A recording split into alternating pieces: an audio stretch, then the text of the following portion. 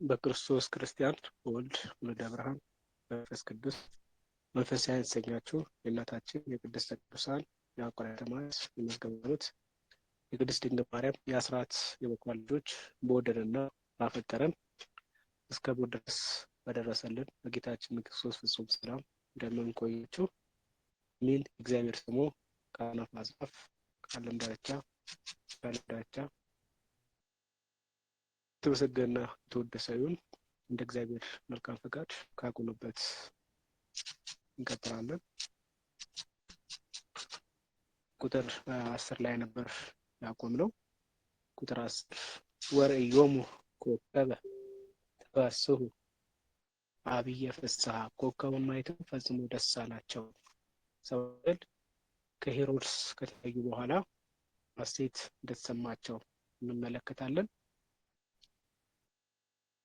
ይህም ደግሞ ሰገል ሲሄዱ በቤተልሔም ተወልዷል ስገዱለትና ስትመለሱ በእኔ በኩል ነው ብሏቸው ነበር።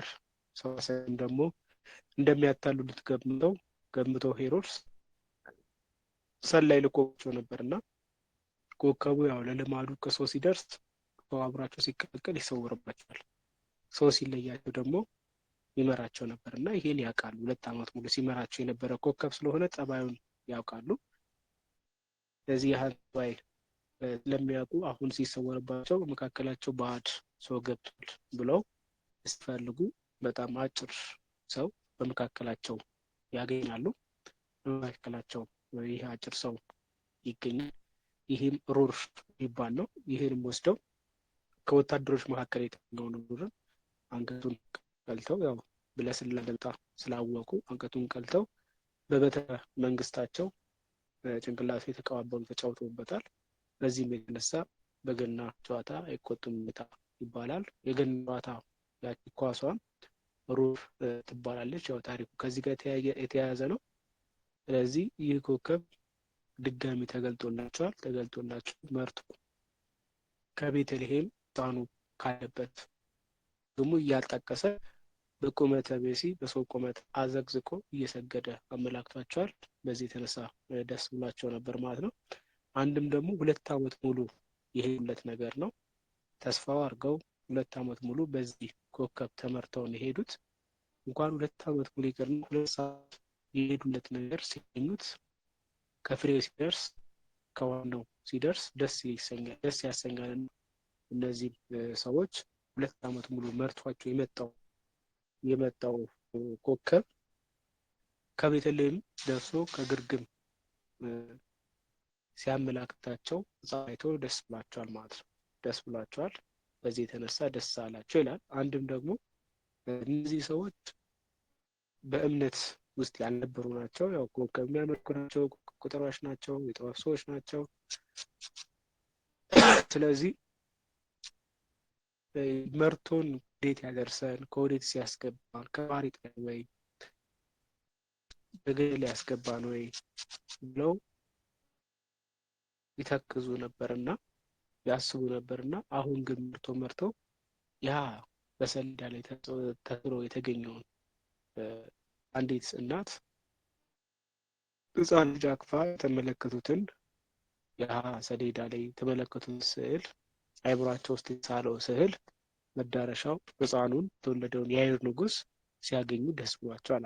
ሲመጡ ያው አይተሃሉ ከንጉሥ አይሁድ እያሉ መጡ። የተወለደው የአይሁድ ንጉሥ እያሉ ሕፃን ነው ሲፈልግ የመጡትና ሕፃን ፈልጋ መጥተዋል። ሕፃኑን ሲያገኙት ደስ ተሰኝተዋል አለ። አንድም የሚቀድመው አለ ብሎ ያመጣዋል። እሱን ያው ቁጥር 11 ላይ ያለውን ማለት ነው። ቁጥር 11 ላይ ወበቢሆሙ ውስተ ቤት ረከቡዎ ለሕፃን ምስለ ማርያም እሞ፣ ቤትም ገብተው አለ ወንጌላዊ ቅዱስ ማቴዎስ ወደ ቤትም ገብተው ሕፃኑን እናቱ ማርያም ጋር አገኙታል። ወበቢሆሙ ውስተ ቤት ወደ ቤትም ገብተው ረከቡዎ ለሕፃን ምስለ ማርያም እሞ፣ ከእናቱ እቅፍ አገኘዋል። ከቤት ገብተው ሲመለከቱት ያህን ብላቴና ያህን ሕፃን ብላቴናውም ቤታችን ቅድስት ድንግል ማርያም እጅ እቅፍ ስር ሆነው ነው የተመለከቱት ያገኙትም ማለት ነው። ስለዚህ ከቤት ገብተው ሕፃኑን ከእመቤታችን ከቅድስት ድንግል ማርያም ጋር አይተው በዚህም ደስ ተሰኝተዋል። ከዚህም በኋላ ኮከቡን አይተው አምሳያውን አይተው አምሳያውን ሆነው አይተው ፈጽሞ ደስ አላቸው። ፈጽሞ ደስ አላቸው። በዚህም ወደ ቤት ገብተው ሲያመሰግኑት እንመለከታለን። ወንጌላውያን በዚህ ጽሕፈት ላይ ብዙ ልዩነቶች አሏቸው። ወንጌላዊ ቅዱስ ማቴዎስ ቤት ይለዋል። ባት ጎል የተባለ ልዩነት አላቸው። ቤት ሉ ዮሴፍ ወልደ ዳዊት ዳስ ጥሎ ነበረ። ዳስ ጥሎ ነበርና ከርቀት ቢመለከቱት ቤት ይመስላል።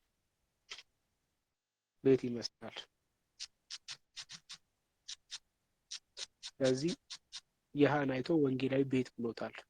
ወበቢሆሙ ውስተ ቤት አለ ማቴዎስ 2:11 ላይ ስንመለከት። በዓት ደግሞ ያለ እንደሆነ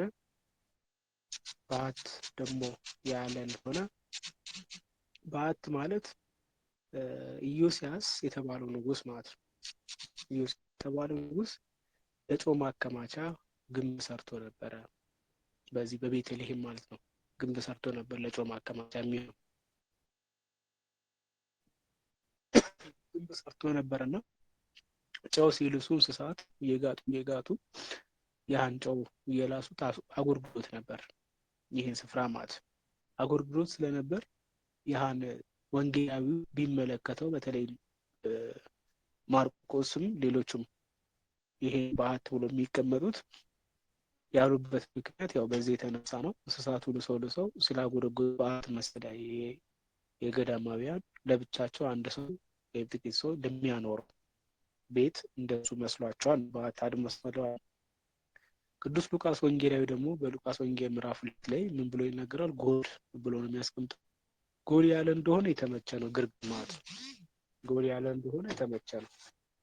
እንዴት ነው ብንል ያው ጎል ወይም በት የእንስሳት ማደሪያ ነው። በዚህ ውስጥም ደግሞ በዚህም እንስሳት ነበሩ፣ ስም ገብረውለታል። ትንቢተ ኢሳይያስ ምዕራፍ 1 ቁጥር 2 ላይ አህያ ጌታን ካወቀች እስራኤል ግን አላወቀም። እስራኤል ግን አላወቀም ማለት አላወቀም ይላል። መቼ ነው እንስሳት ጌታቸውን ያውቁ ሲባል በከብቶች ግርግም ሳለ በዚያ በቁር በውርጭ በቅዝቃዜው ጊዜ ትንፋሹን ገብረውለታል። በዚህ እንስሳት ማደሪያ ስለነበረ ነው። የእንስሳት ማደሪያ ስለነበረ ከታሪኩ ከአውዱ አኳያ የተመቸ ነው የሚለው ያህንን ነው። ስለዚህ ቤት ቢሉት ዮሴፍ ደስ ጥሎ ስለነበረ፣ በዓት ቢሉት ደግሞ ኢዮስያስ ያስገነባውን የጨው ማከማቻ እንስቶች ለሰው አጎርጉዶ ስለነበረ በዓት ሆኗል። ጎል መኖሪያው ነው። ስለዚህ ታሪክ እንደ ሉቃስ ይሆናል ማለት ነው። እንደ ሉቃስ እንደዚህ ደግሞ በእይታ ከውጭ ርቀት ሲታይ ደግሞ እንደ ማቴዎስ በዓት ይለዋል። ለምን ወበቢሆሙ ውስተ ቤት ነው የሚለው ውስተ ቤት ስለሚል ማለት ነው። ከገቡ በኋላ ሰብአ ሰገል ምን ያደርጋሉ? ወወድቁ ወሰገዱ ሎቱ አለ። ወድቀውም ሰገዱለት። መንፈስ ቅዱስ ባወቀ ሚስጥርን በተነቀቀ ነው። መንፈስ ቅዱስ ባወቀ ሚስጥርን በተነቀቀ አምላክነቱን ሲመጡ አሎ አይዴ ንጉሰ አይሁድ እያሉ የመጡት የተወደደው የአይሁድ ንጉስ የት አለ እያሉ ነው የመጡት። እዚህ የአይሁድ ንጉስ ብለው ስለመጡ ንግስናውን ነው ለንግስናው ሲሰግዱበት ነው።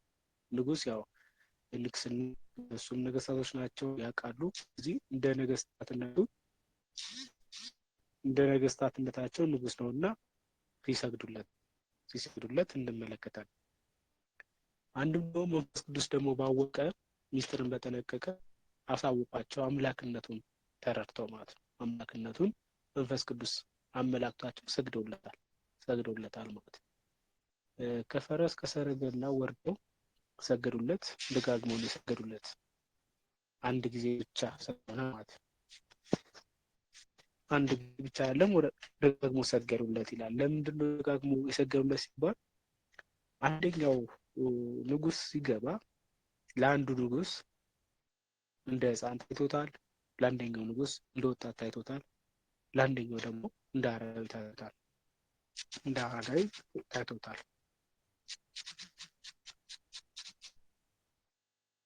ስለዚህ ሲነጋገሩ አንደኛው ህፃን ነው የታየኝ ይላል፣ ሰግዶ ሲወጡ ማለት ነው። አንደኛው ደግሞ ትልቅ ሰው ነው ወጣ ይላል፣ አንደኛው ደግሞ አረጋዊ ይላል። ገብቶ መልሰው ደግሞ ሲሰግዱ ህፃን ታየው ወጣት፣ ወጣት ለታየው ደግሞ አረጋዊ፣ አረጋዊ ለታየው ህፃን። ሶስተኛ ሲመጡ ሁሉም በሶስቱም ህፃንም በወጣትም በአረጋዊ አምሳል ታይቷቸዋል ማለት ታይቷቸዋል። በዚህ ሶስቱም ተገልጦለታል። ለአምላክ ቀድሞ ከመገበር መስገድ ይቀድማል ብለው ቀድሞ ሲሰግዱ እናገኛለን። ወርቅ ዕጣን ከርቤ አልሰጡትም፣ ወወድቁ ወሰገዱ ብሎታል። ወድቆ ሰገዱለት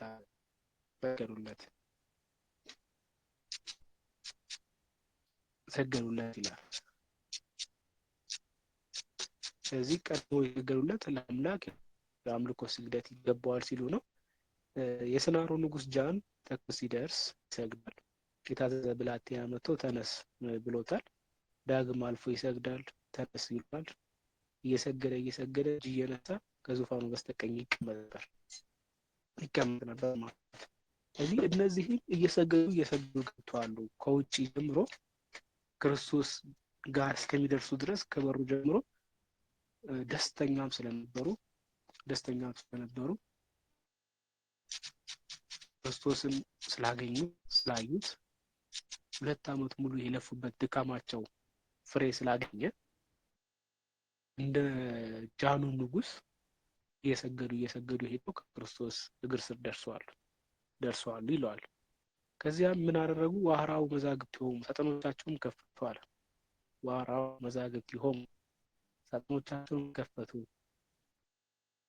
የመጡትም ምን ነበር ብለናል? ወርቅ፣ ዕጣን፣ ከርቤ ይዞ መጥተዋል። በዚህ የጫኑትን ሁሉ አወረዱ ያለ እንደሆነ የተመቸ ነው።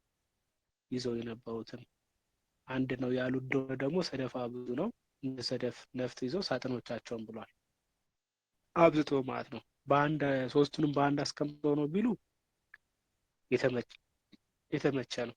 ያን አውጥተው ለክርስቶስ ሰጥቶታል ማለት ሳጥኖቻቸውን አለ። አንድ ሳጥን ነው የነበረው ሲሉ ደግሞ አብዝቶት ነው ሲባል እጅ መንሻው 3 ሲሆኑ አብዝቶ ነው እንጂ ሶስቱም በአንድ ነው የተቀመጡት ይለዋል ማለት ነው። አንዱ ፍቱ ዋራው ይላል። ሳጥኖቻቸውን ከፈቱ አለ። ኮረጆቻቸውን ፈቱ ሲል ነው። ኮረጆቻቸውን ፈቱ ሳጥኖቻቸውን ከፈቱ አለ። በውስጡ ወርቅ፣ ዕጣን፣ ከርቤ ይዘው ስለነበረ ዋቡ ሁለቱ አመሃ ወርቀ ከርቤ ወሰነ፣ ወርቅ፣ ዕጣን፣ ከርቤ ገባለት አለ። ዋቡ ሁለቱ አመሃ ወርቀ ከርቤ ወሰነ። ወርቅ አመጡለት።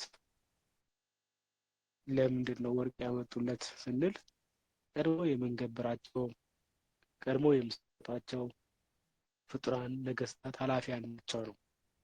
ኃላፊያን ነገስታት ናቸው። አንተ ግን ቀድሞውንም ያልተፈጠርክ በኋላም የማታልፍነ ሲሉት ነው። የማታልፍነ ሲሉት ወርቅ ሰጥተውለታል ማለት ነው።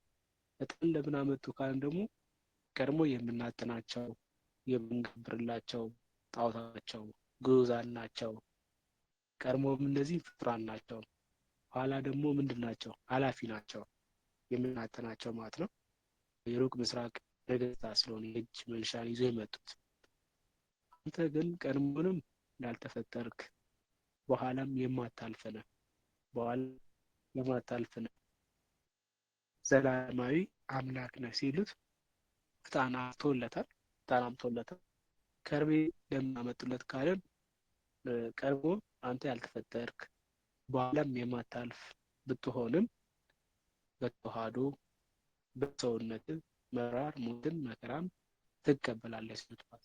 ትቀበላለህ ሲሉት ያው ከርቤ ከባህሪው አኳያ ነው። ከባህሪው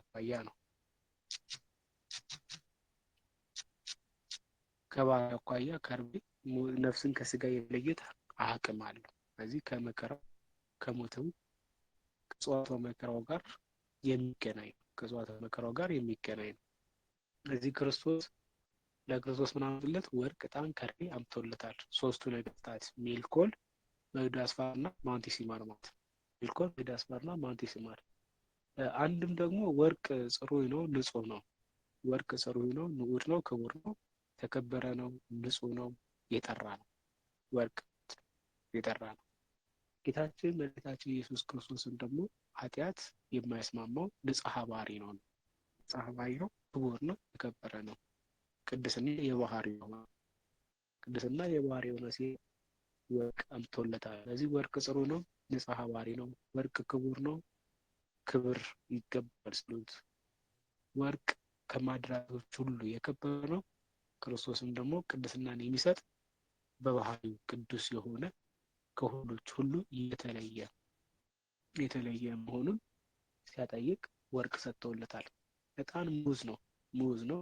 መዓዛው ያማረ ነው። መዓዛው ያለው ነው። ዕጣን ሙዘ ባህሪነ ሲሉት ነው። ሙዘ ባህሪነ ባህሪ መዓዛ ያለው ነው። ሙዘ ባህሪ ነው ሲሉት አንዱ ደግሞ መዓዛውሙ ለቅዱሳን ነው። ለቅዱሳን መዓዛቸው ነው ሲለው ነው። ስለዚህ መዓዛውሙ ለቅዱሳን ሲሉት ዕጣን አምጥቶለታል። ከርቤ አንድም ደግሞ ለከርቤ ደግሞ ስንጠቅም የተሰበረውን ከርቤ የተሰበረውን ይጠግናል፣ ያድናል። የተለያዩትን ነገሮችን አንድ ያደርጋል። አንተም ከማህበረ መላእክት የተለየውን አዳምን፣ ከስላሴ የተጣለውን አዳምን፣ ሰማይና ምድር የተጣሉበትን አዳምን፣ ስጋና ነፍስ የተጣሉበትን አዳምን አንድ አድርገህ አስታርቀህ ከእግዚአብሔር ጋር አስታርቀህ ከመላእክት ጋር አስታርቀህ ስጋና ነፍስን አስታርቀህ ሰማይና ምድርን አስታርቀህ አንድ ታደርጋለህ። ጽና ነፍስ ሰጥተህ ታጸነዋለህ ሲለው ነው። ስለዚህ ከርቤ ሰጥቶታል።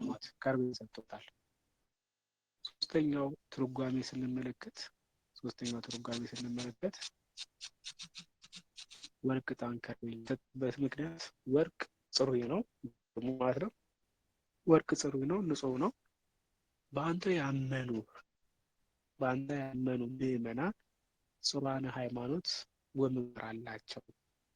በአንተ ያመኑ ምዕመናን ንጽሕት የሆነች ሃይማኖት ከምግባር ጋር አስተባብሮ የያዙ ናቸው ሲል ወርቅ አምጥቶለታል።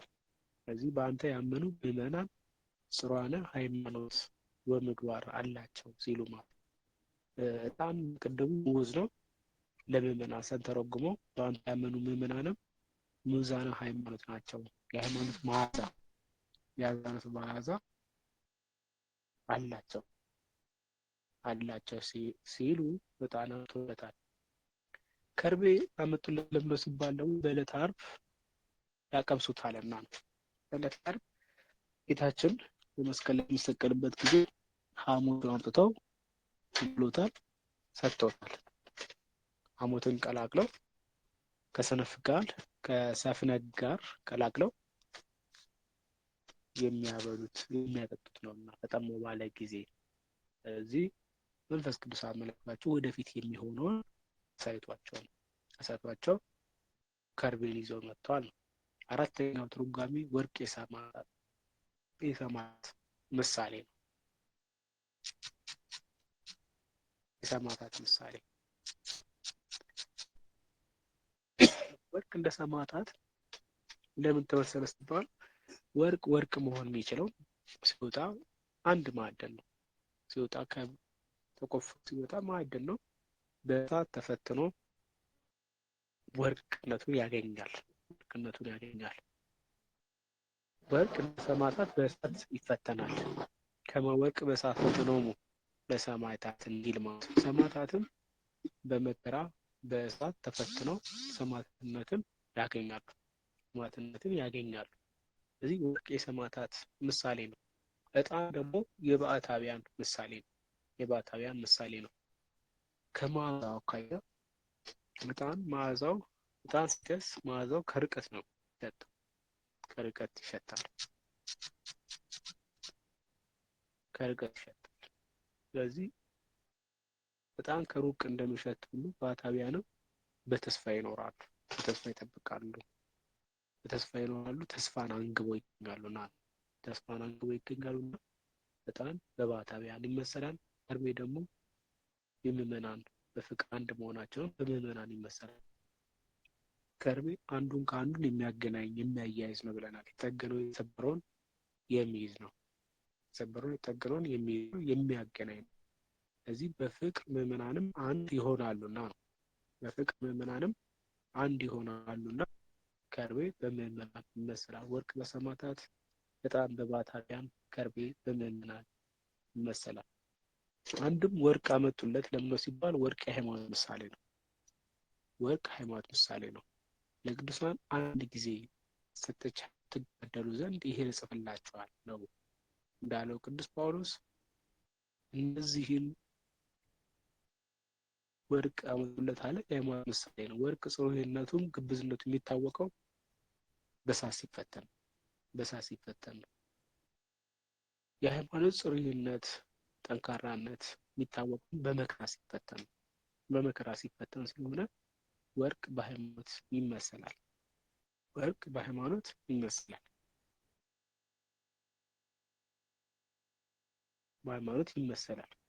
ዕጣን ደግሞ የተስፋ ምሳሌ ነው። ለምን ካልን ዕጣን ከሩቅ እንደሚሸት ሁሉ ተስፋ ያልያዙትን እንደያዙት ያላዩትን እንዳዩት ታደርጋለችና ከርቀት የሚሆነው ወደፊት የሚሆነውን ነገር አሁን በተስፋ እንደተደረገልን ስለምንጠብቅ ስለምንቀበል በእምነት ውስጥ ሆነን ነው። እምነት የምናደርገው ነገር የሚያስረግጥልን ቅዱስ ጳውሎስ በዕብራውያን መልእክት ምዕራፍ 11 ቁጥር 1 ላይ ተስፋ የምናደርጋት መንግሥተ ሰማያትን ተስፋ የምናደርገውን ርስታችንን አሁን ላይ ሆነን እንድንይዘው እንድናየው የሚያደርግ ነውና በጣም በተስፋ ይመሰላል። የፍቅር ምሳሌ ነው። ከርቤ የፍቅር ምሳሌ ነው። ለምን ከርቤን በፍቅር መሰል ነው ካልን ከርቤ አንድ የሚያደርግ ስለሆነ ፍቅርም አንድ ታደርጋለች። ሃይማኖት፣ ተስፋ፣ ፍቅር ገንዘቦቹ ናቸው ሲል ለክርስቶስ ምን አመጡለት? ወርቅ፣ ዕጣን፣ ከርቤ አምጥተውለታል።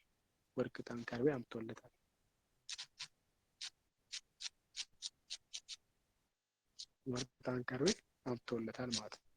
ምን የሁሉም ባለቤት ራሱ ክርስቶስ ነው።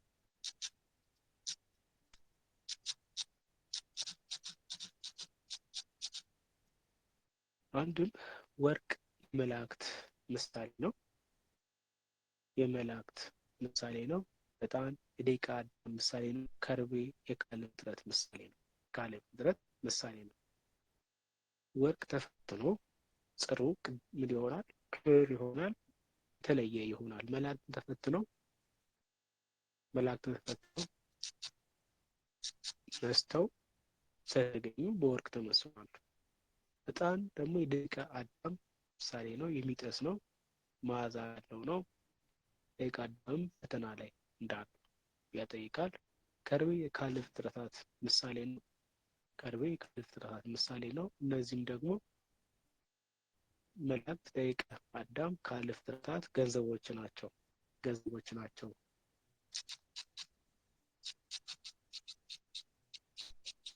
ወርቅ፣ ዕጣን፣ ከርቤ አምጥቶለታል ማለት ነው። አንድም ዕጣን ደግሞ ወርቅ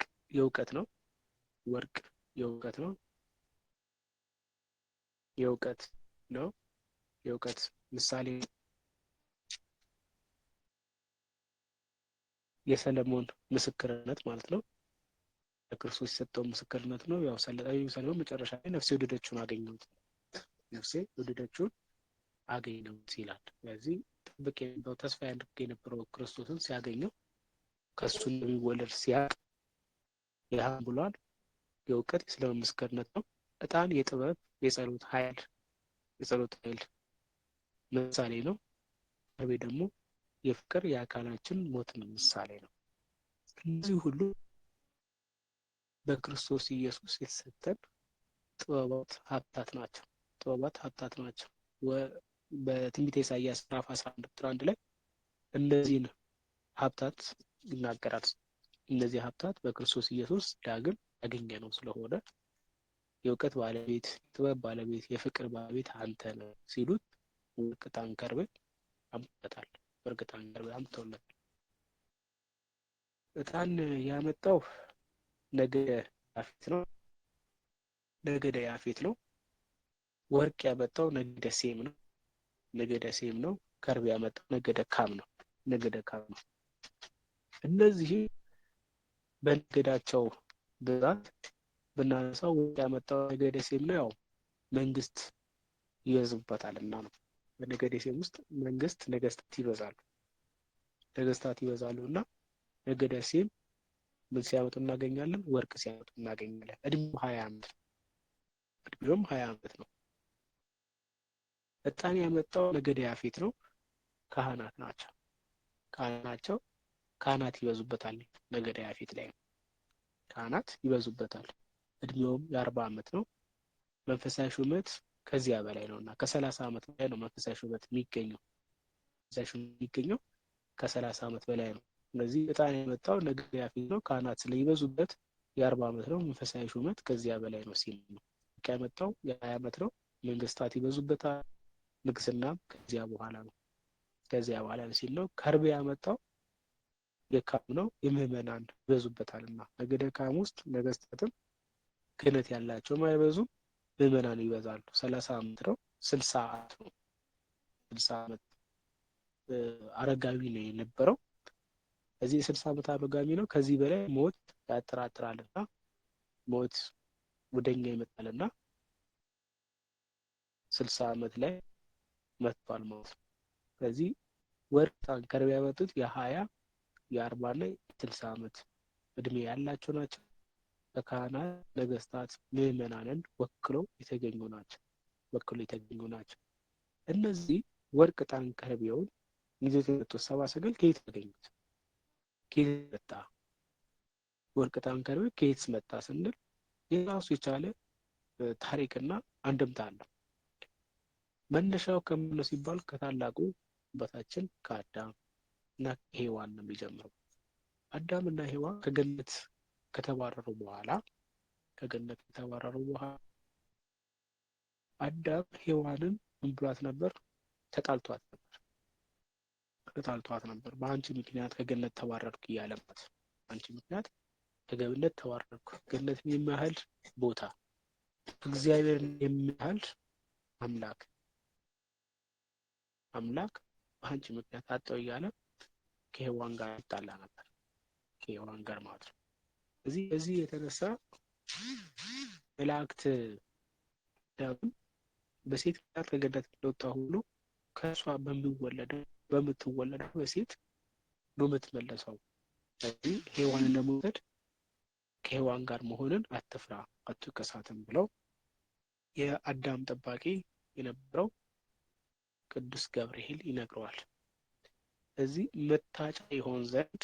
ማጫ ይሆን ዘንድ ይህን ወርቅ ዕጣን ከርቤ ስጣት ብሎ ቅዱስ ሚካኤል፣ ቅዱስ ገብርኤልና ቅዱስ ሩፋኤል ወርቅ ዕጣን ከርቤ አምጥተው ለአዳም ሰጡት። አዳም ይህን ወስዶ ነሲ ጼኪ ውሰጂ ብሎ ለሔዋን ይሰጣታል። ሔዋንም ወስዳ ከገነት ከመጡት አይን አቆሞች መካከል አድርጋ በቤተ መዛግብት ዋሻ ውስጥ አኑረዋለች። ከገነት ከመጡት በገድለ አዳም ላይ እንደምንመለከተው የሚያበሩ ዕንቁዎች ነበሩ። እንደዚህ ደግሞ እንስሳት ቅዱስ ገብርኤል አዕዋፋትን ከገነት ጠርቶ አዳም ይመገበው ዘንድ ከገነት ካሉት መብሎች እጽዋት መካከል ብሎ አምጥተው ሞልተውለታል። በቤተ መዛግብት ዋሻ ውስጥ ነበረ። ከነዚህ ከዓይኑ አቆ መካከል አንዱ ወስዳ ወርቅ ዕጣን ከርቤውን አኑረዋለች። ወርቅ ዕጣን ከርቤውን ከገነት ከመጡት የተከበሩ ዕንቁዎች መካከል አድርገዋል። ያን ካስቀመጠችው በኋላ ለማስታወስ ለበኩር ልጇ ለአዳምን መስሎ ለተወለደው ለበኩር ልጇ ቃየል ቢሆንም አዳምን ለተወለደው ለአቤል ምትክ ተብሎ የተወለደው ለሴት ሰጠችው። ሴት ለቃየልም ቃየልም መላሌል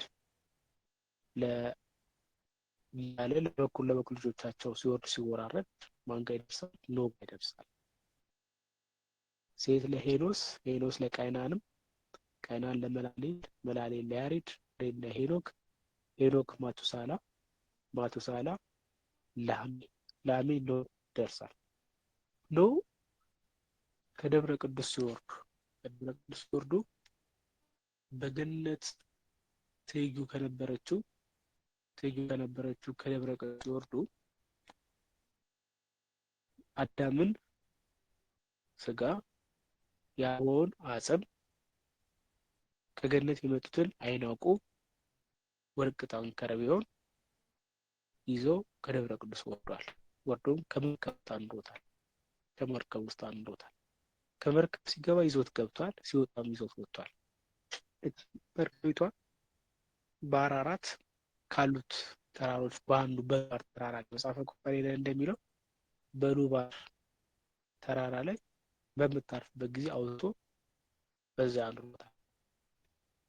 በሚሞትበት ጊዜ ልጁ ሴምን ጠርቶ የበኩር ልጁ ሴም ስለሆነ ሴምን ጠርቶ ለሴም ከወንድም ከካም ወገን ደግ ልጅ ይወለዳል አለ። ደግ ልጅ ይወለዳል ከአባት እናቱ አሰናብተ ይሄን ወርቅ ዕጣን ከርቤውን አጽመ አበባውን እስከኖር ድረስ የነበረው 9 አጽመ አበባውን ሰጠ ስራ አሰራበት አለው። እንዲጠብቅ አድርገው አለው። ከአባት ከእናቱ ለይተ ይጠብቁ አድርገው አለው። ሴምም ኖህ እንዳለው ከካም ወገን የነበረ እድሜው በወቅቱ 12 ዓመት የነበረ የሳሌም ንጉስ የዘላለም ካህን የሆነው ካህኑ መልከጼዴቅን ወስዶ ስራ ሰርቶበታል። ከአባት ከእናቱ ለይቶ አጽመ አበባውን ሰጥተው ወርቅ ዕጣኑን ከርቤውን አሸክሞ ሲሄድ ያፌትና ካም ተከተሉት። እናንተ አልታዘዛችሁም፣ የታዘዝን እኛ ነን፣ ተመለሱ አላቸው። እነሱም ተመለሱ። መልአክ ተገልጾ እየመራቸው ሄደው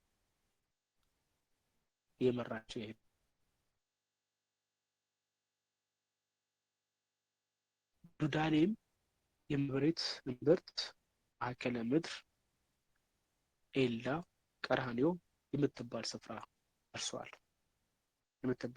ደርሷል።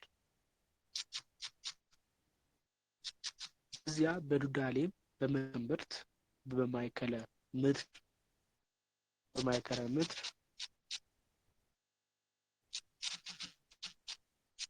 ሲደርሱ በዚያ መልከጼዴቅን አኑሮታል። ከዚያም ሲደርሱ ተአምር ጉድጓዳ ቦታ ያገኛሉ። ያን ጉድጓዳ ቦታ አጽመ አበባውን ቀብሮታል። ቀበረው።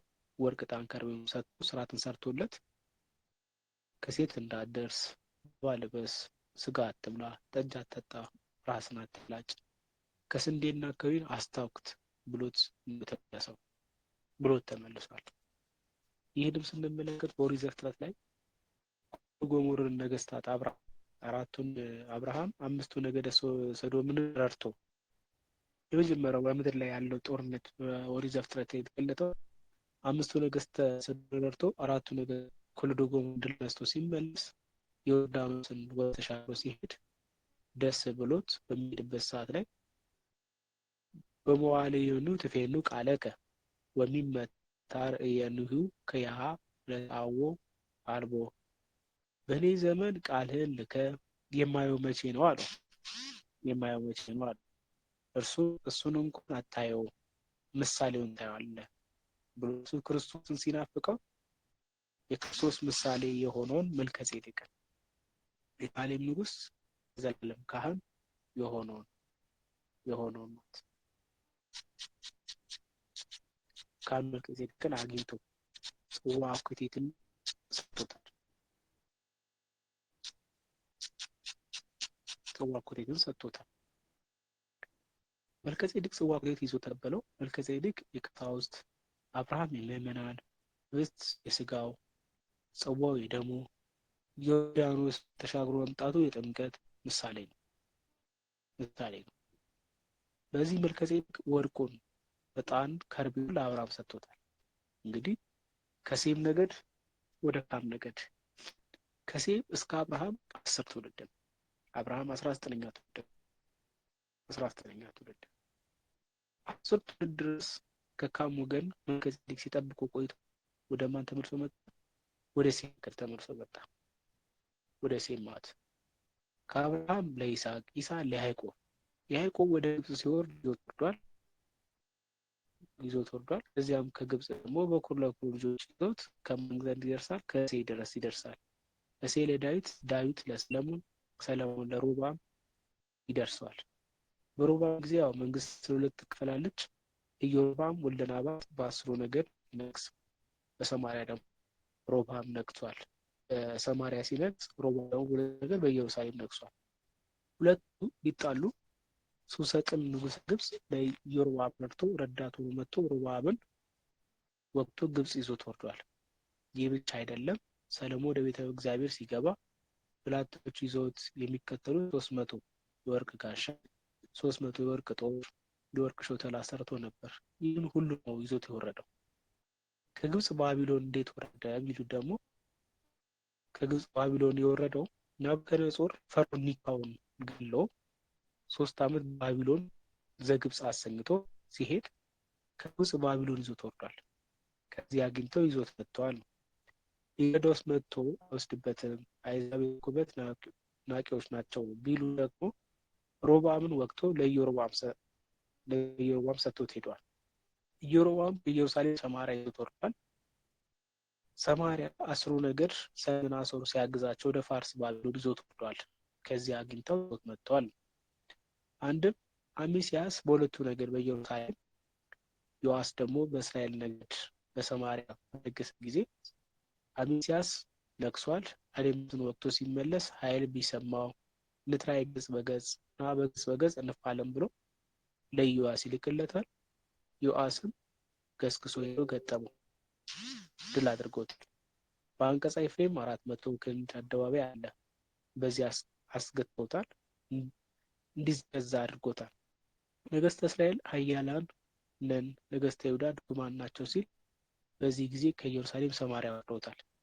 ይሄ 3ኛው ታሪክ። ከሰማሪያ ሰልመናሶር 10 ነገድ በማረከ ጊዜ ፋርስ ወርዶታል። እዚያ አግኝተው ይዞ መጥቷል።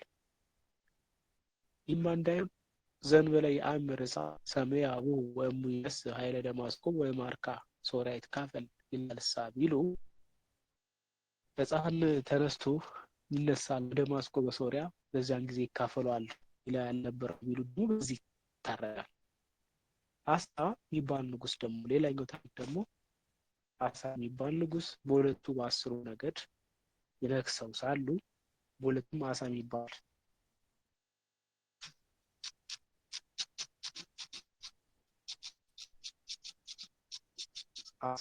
ንጉስ ነግሰው ሳለ ይላል። ለሐሳማ የምትባል ሞጫ መግቢያ በር ነበረችው። በዚያ ሄዶ ቀጠረበት። በዚያ አዝኖ ሳለ በዚህ ታዝናለህ ወላዴር ጋር ሊዋጋ ተማምሎባል። ድጋ ኪዳነ ከዘካይደ ከምስለ ባስ ከባስ ጋር ያደረገው ቃል ታድገኝ ብሎ ወደ እግዚአብሔር ዕቃ ቤት ገብቶ ከቤተ መንግስት ዕቃ ቤት የተገኘውን ወርቅ ጨምሮ ለወላዴር ተሪርማን ወላዚም ወላዛዜል ንጉሰ ሶሪያ ይሰድለታል። በዚህ የተነሳ ወደ ሶሪያ ወረደ የሚልም ታሪክ እናገኛለን። አንድም ኢዮአስ በሁለቱ ነገድ ነግሶ ሳለ አዛሄል 7 ያህል አይጉር ወቅቶ መጥቶ ከዳር ሰፍሮ ግበራል 120 ጊዜ ጻጾረ ከኔ ጸውር ጌታዬ ያዘዝከኝን እታዘዛለሁ ብሎ ከቤተ እግዚአብሔር ዕቃ ቤት ገብቶ የተገኘውን ወርቅ ቀዶለታል። ሶርያ ይወርዳል። ከሶርያ ፋርስ ብሎ እንደምን ይሆናል ታዲያ ቢሉ ቴልጌል ቴልፌልሶር የተባለው በፋርስ የነገሰው ራሱን በሶርያ ፋቁ ወልደ ሮማይልዩ በሰማሪያ አካዝ በኢየሩሳሌም ነግሶ በነበረበት ጊዜ በሶርያና በሰማሪያ መካከል ሬማት ዘገላድ የምትባል ሀገር አለች። የሶርያ ሲበረታ ወደ ሶርያ፣ ሰማሪያ ሲበረታ ወደ ሰማሪያ የምትገዛ ማለት ነች። ከተማ የምትገዛች በዚህ ጊዜ በፋቁ እጅ ነበረች፣ በፋቁ ነበረች፣ በሰማሪያ እጅ ነበረች። እሱ እጅ ነው ለአንተ ሰጠሃለሁ። ለአባቶቼ ሲገዙ የነበሩት ሁለቱ ነገድ አምጾብኛል ብሎ ከራሶን ላከበት። በዚያ ተማምለው ሁለቱ ነገድ አንድ ሆነው ወደ ኢየሩሳሌም ዘምተዋል። ወሶ በሰማ ዘንተ ዳዊት እንገጸት ነፍሱ ወነፍሰ ኩሎ ህዝብ እንዲል ዳዊት በደነገጠ ጊዜ የህዝቡ ሁሉ ነፍስ ደነገጠ ይላል። የህዝቡ ሁሉ ነፍስ ደነገጠ እንዲል አካዝም ይህን ሰምቶ ገበርከኒ ወከኒ በግባሪያ በፈቃደ ልጅ ነኝና እርዳኝ ብሎ ከቴልጌል ቴልፌልሶር ዘንድ ይልክታል። እሱም ከሰራዊት ምታ ነጋሪት ብሎ መጥቶ ዘመተ። ሶርያ ሲደርስ ይህች ሀገር የማናት ብሎ ጠየቀ።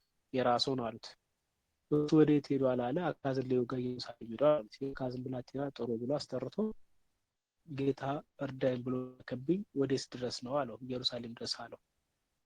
ልጅ እንጂ ቢሆን የጦር መላ ባያቅ ነው ብሎ እኮ ዝረፍ አለ። የቆጡን አውርድ በላዩ ብታወጣለች እንዲሉ የሰው ሀገር እንወጋለን ብላችሁ ሀገራችሁ ተወጋላቸው ካሏቸው ተመልሰው ገጠሙት። ናሶን በነፍጥ ተመቶ ይልቃል፣ ይሞታል። ፋቁ ተመቶ ከሀገሩ ይሞታል። በዚህም ጊዜ ቴልጌል ቴልፌልሶር ሶርያ ፋርስ አውርዶታል። ከዚያ ይዞ መጥቷል ማለት ነው። አምቶ ለቤታችን ሰጥቷት ሰባ ሰገል ፋርስ እንግዲህ ዝከረበ ዘርሽት አገኘው። ዘርሽት ለጥበብ ልጆቻቸው ለሜኮል በያስፋር ማስባል ሰጡ። እነሱ ለቤታችን ሰጥቷት ቤታችን ተቀብላ ከፍላ ለእንዲያመጽ ተዋለች። ለቅዱስ ጴጥሮስ ሰጥተዋለች። ቅዱስ ጴጥሮስ ከፍሎ ለዲያመጽ ሰጥቶለት ለቀለሚንጦስ ሰጥቶታል። ቀለሚንጦስም ደግሞ ከዚህ ከፍሎ ለዲያመጽለት ከ8 መጽሐፍት ጋር በአንቀጸ ሮም ቀርቷል።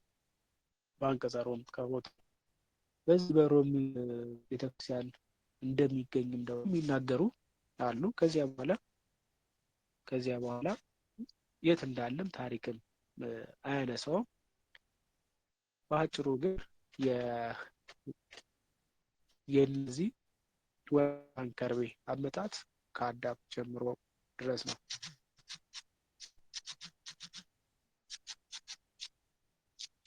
ከአዳም ጀምሮ እስከ እመቤታችን ድረስ ከዚያም እስከ ቀለሚንጦስ ዘሮም ድረስ የሚነገር ታሪኮች አሉ።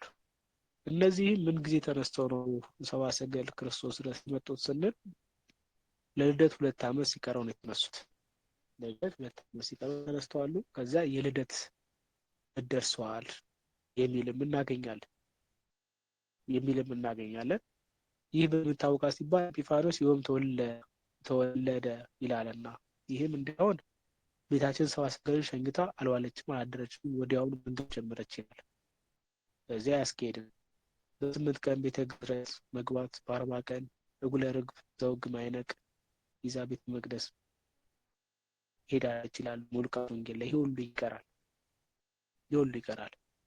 በልደቱ የመጡት የደረሱት ቢባል ቄሳር በምክንያት አስጠርቶት ሮም 2 ዓመት ኖሮ ይመለሳል። ከዚያ በኋላ ነገሩን ያነሳዋል። ስለዚህ የሚያስኬድ አይደለም። መንፈስ ቅዱስ 2 ዓመት ነገሩን አዘግቶት ከዚያ በኋላ ያነሳዋል። ተነስተው በ2 ዓመት ደርሰዋል የሚለው ነው የሚያስኬደው። 2 ዓመት ደርሰዋል። ክርስቶስ 2 ዓመት ሲሆነው የልደት 2 ተነስተው በ2 ዓመት ደርሰዋል። ወሰሊጦሙ ግብሮሙ አተው አገሮሙ ናዝሬት ይላል። እዚህ አይተውም ሁለቱም ወደ ሀገራቸው ሄዱ። ክርስቶስም ናዝሬት ገሊላ ነበር።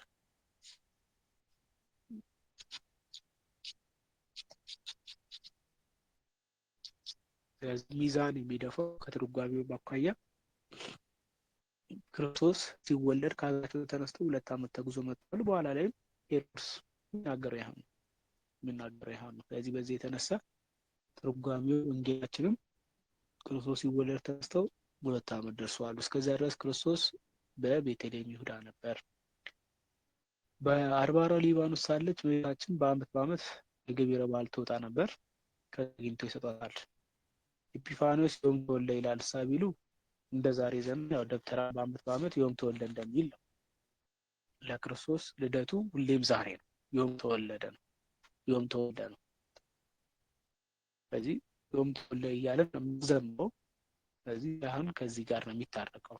እንተ ልጄ ነህ ዛሬ ወለድኩህ። ለክርስቶስ ልደት ሁሌም ዛሬ ነው። ትናንት የለውም፣ ነገ የለውም። ልደቱ ዛሬ ነው። ያዕቆብ ዘስሙና የሚናገረው በዚህ ልክ ስለሆነ በዚህ የክርስቶስ ልደት ሁሌም ዛሬ ነው፣ ነገ ትናንት የሚባል ስለሌለ ዮም ተወልደ ብሎ ኤጲፋንዮስ ማንሳቱን በዚህ የተነሳ ነው እንጂ ሰብአ ሰገል የመጡበት ዕለት አይደለም።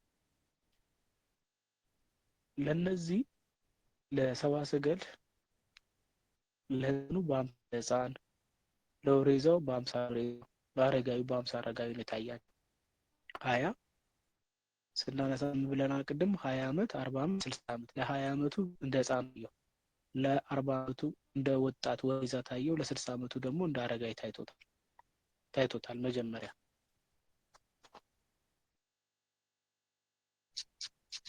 ታይቶታል ማለት በኋላ ላይ ወጥቶ ሲሉ ግን አንዱ መልካም ብላቴና አለ፣ አንደኛው መልካም ጎልማሳ አለ፣ አንዱ መልካም አረጋዊ አለ ተብሎ ተፈልሶ ሲገቡ በአምሳለ ሕፃን ለታየው በአምሳለ ኦሬዛ፣ በአምሳለ ኦሬዛ ለታየው በአምሳለ አረጋዊ